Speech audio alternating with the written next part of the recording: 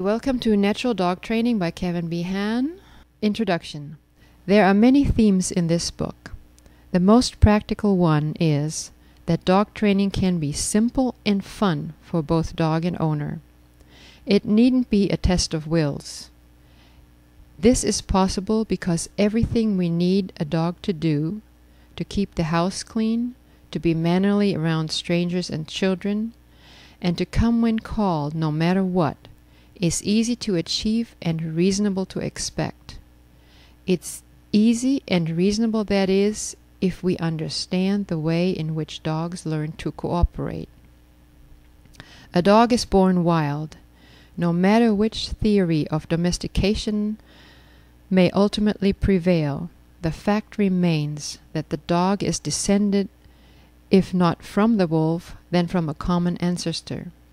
To this day, dogs of all breeds still react and learn with the same instincts and temperament forged by the wolf through millions of years in its evolution in the wild. There are two avenues or faculties available to a dog to respond to its surroundings: instinct and temperament. The former is concerned with survival, and these are typified by what can be labeled as defensive, submissive, and dominance behaviors. These are concerned with learning how not to do things. These have long been the focus of traditional dog training and behavioral study. The other category is concerned with being in harmony both with the environment and with fellow group members. I call this avenue the harmonic pathways of learning, and they're evidenced by such group behaviors as found in hunting, playing, breeding, and the caring for the young. This second category is of the utmost importance in dog training because it's how the dog learns to function smoothly in a group and for the good of the group.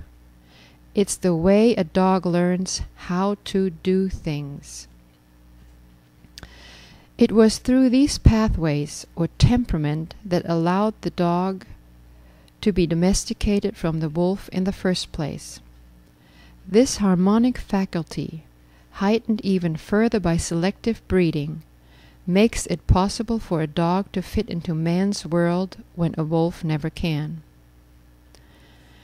Have you ever noticed how quickly and infallibly a dog learns that he's going out for a walk or for a ride in the family car? Have you ever wondered why it's so much easier to train a dog to wait patiently for his food or for a ball to be thrown than at other times in dealing with the dog? The examples abound whenever the dog senses that he and his owner are on a common wavelength, are aligned around a common object of attraction, and thereby share a collaborative purpose. Most importantly, within these pathways is every behavior that we need from the dog in his training. There is an innate urge to cause a dog to sit, to stay, to lie down, and to want to be with his owner.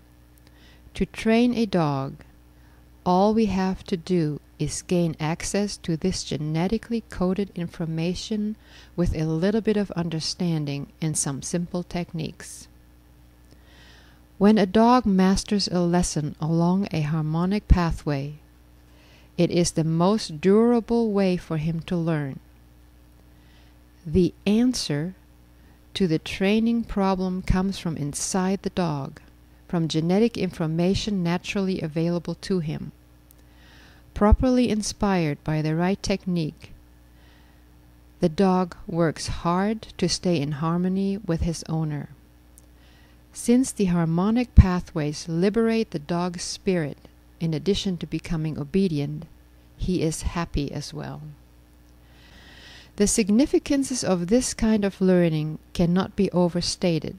The harmonic pathways, or group energy as a function of drive, is how a dog learns the character traits of self-confidence, persistence, and calmness, the best traits and those that make a dog not only easy to live with, but a joy to be with.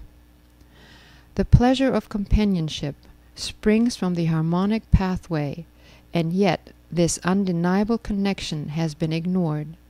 The dog remains as misunderstood as his ancestor, the wolf.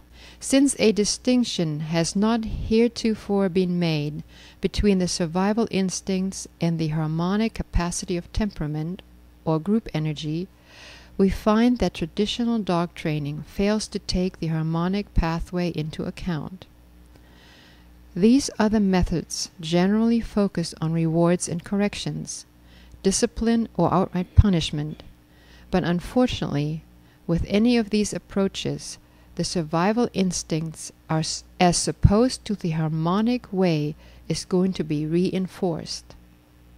Ultimately, the dog learns either a generalized nervousness or a resistance to cooperative behavior. While the dog may appear to be acting sluggish, defiant, or submissive, in reality he's merely confused. All so-called disobedience and problem behaviors are basic responses of survival to such a state of confusion. This is tragic because the dog is being made more and more wild-like, actually limiting his ability to adapt to our rules and regulations. He's destined to become either our prisoner or our constant source of anxiety. So aside from the practical aspects of training a dog efficiently, the greatest opportunity presented here is for the chance to discover the true nature of a dog and to free him from a life of resistance and confusion. I invite the reader to explore nature and to become what his pet truly needs, a master with his dog obediently and calmly by his side.